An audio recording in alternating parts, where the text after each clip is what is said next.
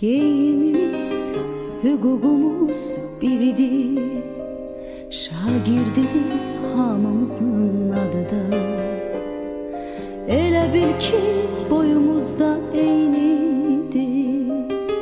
Aman Allah nə xoşbəxtlik biz onda. Bir müəllim töhmətiydi dərdimiz. Bir töhmətdən için yanardı. Hələ onda bilmirdik ki bunu biz. Bir gün necə həsrət ilə anarıq. Dünya hələ bizim üçün nağıldı. Min arzuyla alışırdıq, yanırdıq. Özümüzü biz hamıdan ağır, özümüzü nə bəxtəvər sanırdıq. Məktəb illəri ömrümün ən şirin duyğulu qayğısız günləri. Hər anı bir ömrə bərabər seyirli günləri.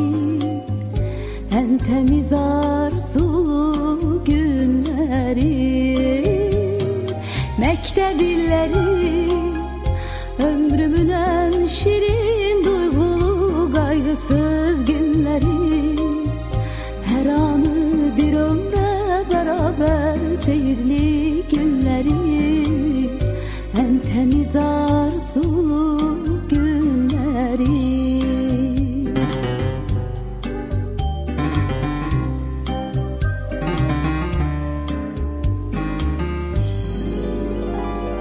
Hələ onda bu dünyanın şərindən, yalanından xəbərimiz yox idi.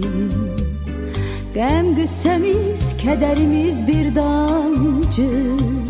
Hələ onda sevincimiz çox idi. Yazılanı bir silgiyle pozmaqda bizim üçün nə asandı, nə asan. Xəbərsizdik ömrümüzə biz hələ. Taley yazan pozulmayan yazıdan. Dünya hələ bizim üçün nağıldı.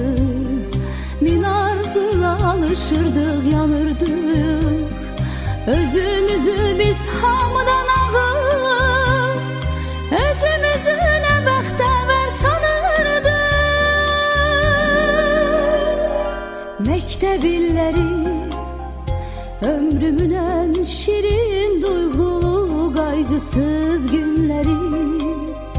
Hər anı bir ömrə bərabər seyirli günləri. Ən təmiz arzulu günləri. Məktəb illəri ömrümün ən şirin duyğulu qayğısız günləri. Hər anı bir ömrə bərabər seyirli günləri.